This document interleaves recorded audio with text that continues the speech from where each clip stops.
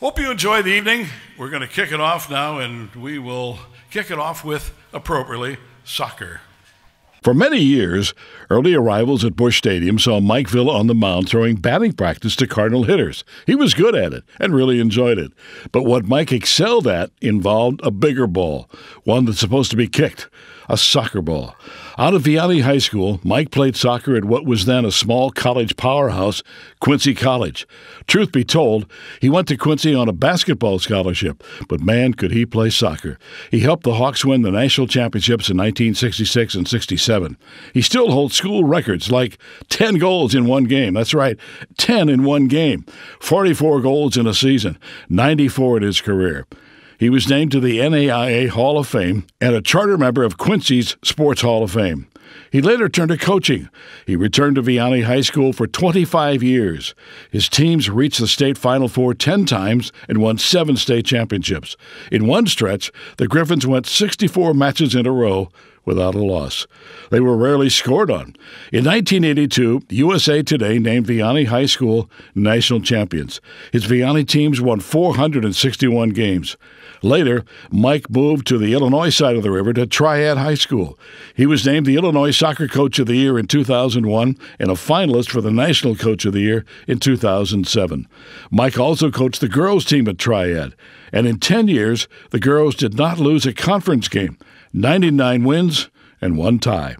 Quincy College retired as number 6, and he was named to that school's Hall of Fame. He's also in Vianney's Hall of Fame, the St. Louis Soccer Hall of Fame, the Missouri Soccer Coaches Hall of Fame, and the National High School Soccer Coaches Hall of Fame. And tonight, we're honored to add the St. Louis Sports Hall of Fame for Mike Villa.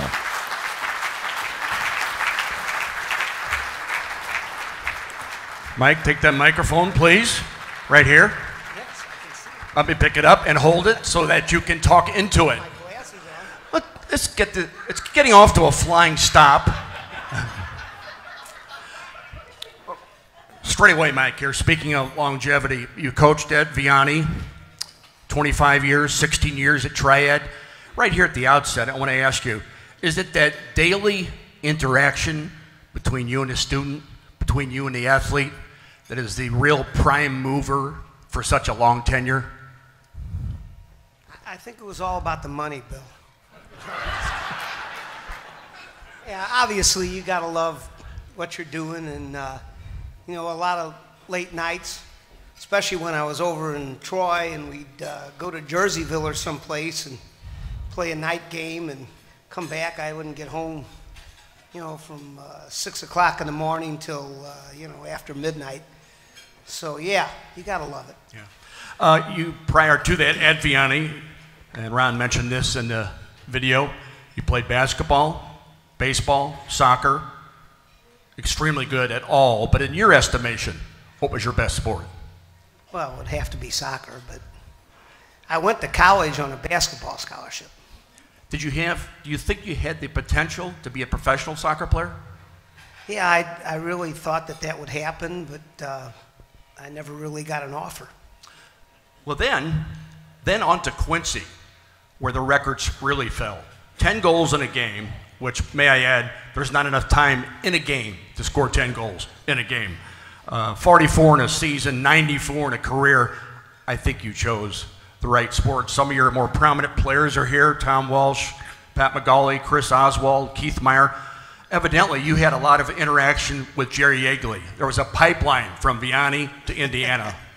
Yeah, I don't think I ever met Jerry, but yeah, we did send some people there. But in Quincy, you won national titles in 66, 67. Intercollegiately, we'd be interested. Does the sport in the 60s have any resemblance to the current college game? Well, obviously, soccer's soccer, but yeah, I mean, I think the people today have more skill probably than most of the people that played back when I started, but you know, we had a lot of fun playing it, and there were obviously some very good players there. My junior year, we beat St. Louis U, and they were national champions. So it had to do with, you know, a lot of good players out of St. Louis, and we had a lot of them up at Quincy when I was there. I think Greg's memory's faltering a bit when he said Quincy beat St. Louis University, but nonetheless, we'll proceed. And Quincy almost didn't happen for you.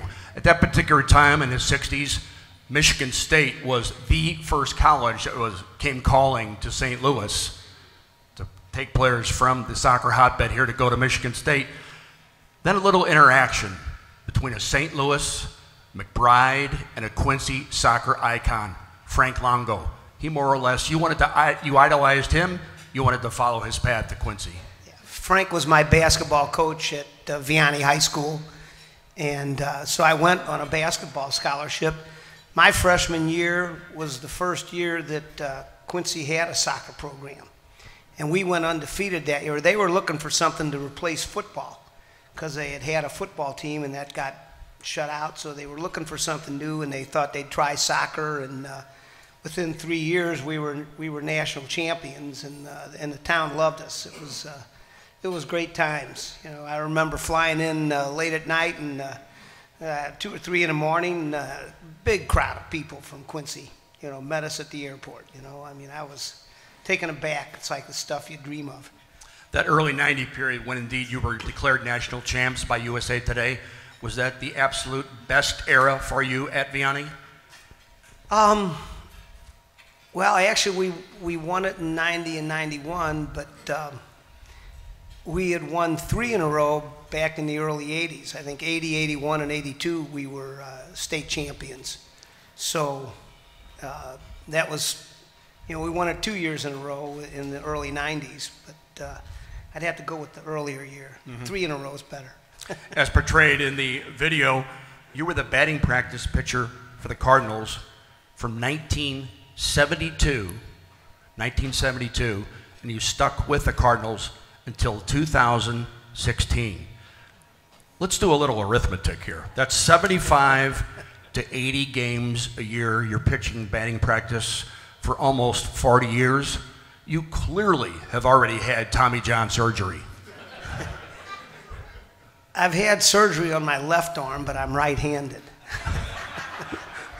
Now, when you pitched to Albert Pujols, did you ever turn your back and watch where it went? I don't think they let me throw to Albert Pujols.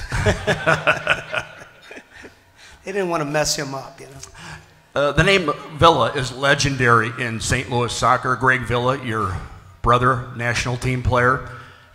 As we conclude, just give me a feel with relation to the current men's national team. Why do they have such a difficult time scoring goals? Boy, that's a tough question. I just think the competition is probably a little more stiff than what it was.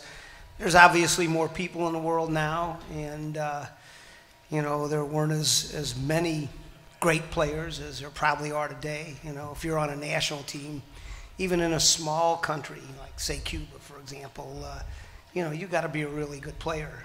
And I don't know. I think it's probably a little tougher to score, maybe. A soccer icon here in St. Louis, along with being the batting practice pitcher for the Cardinals. Nice welcome to our first inductee this evening. This is Mike Villa. Mike.